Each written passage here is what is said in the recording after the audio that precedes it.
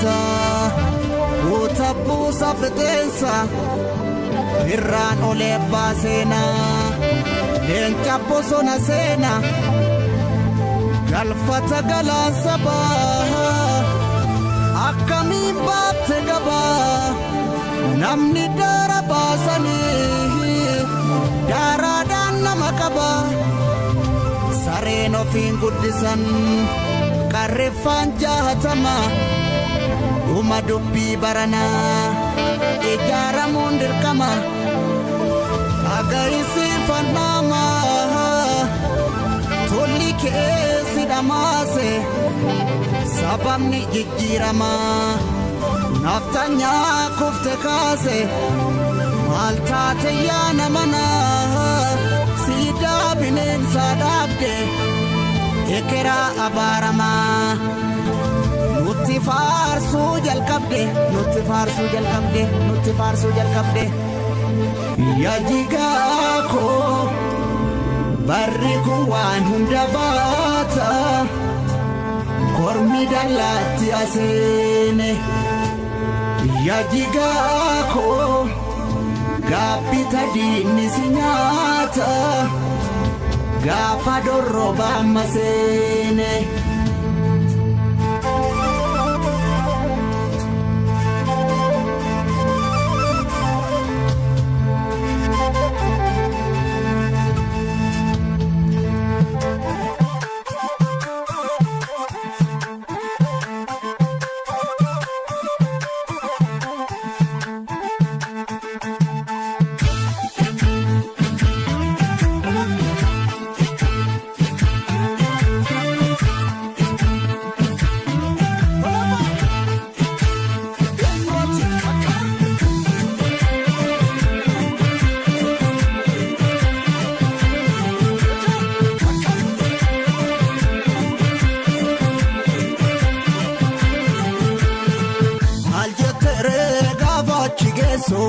akkamumaan dagatere waa dagattee osoo gandarra deemtu biyyi sirraa garagalee maal jettere gaafa nu wal geenyu akkamumaan dagatere dachaane kaayeroon ga'een teenyu saba qoqqoodda ati eenyu nusi wallaalle ati eenyu biyya qoqqoodda ati eenyu asee gugguufta ati eenyu atumti eenyu ati eenyu ati eenyu atumti eenyu ati eenyu ati eenyu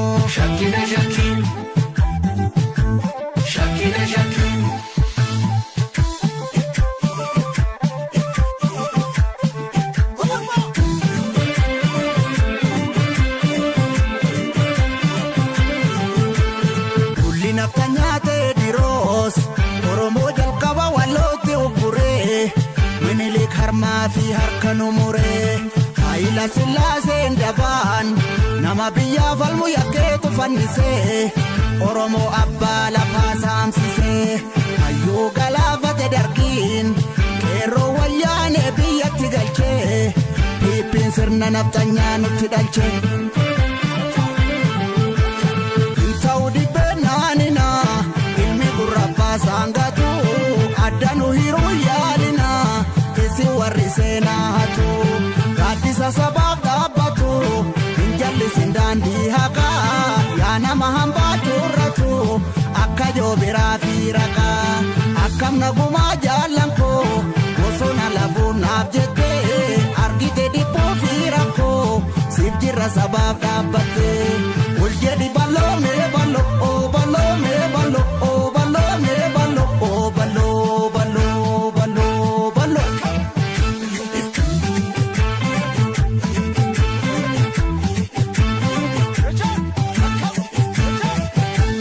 lammiin keessi waamu omoon keessi waamu wallaggaa si waamu Gujiirraa si waamu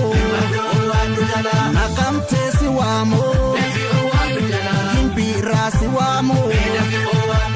Mandiirraa si waamu Dambidolloo si waamu Mattuurraa si waamu Horeerraa si waamu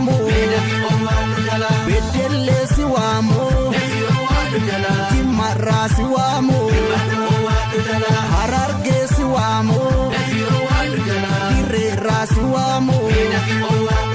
ciroorraa si waamu finfinnee si waamu amboorraa si waamu.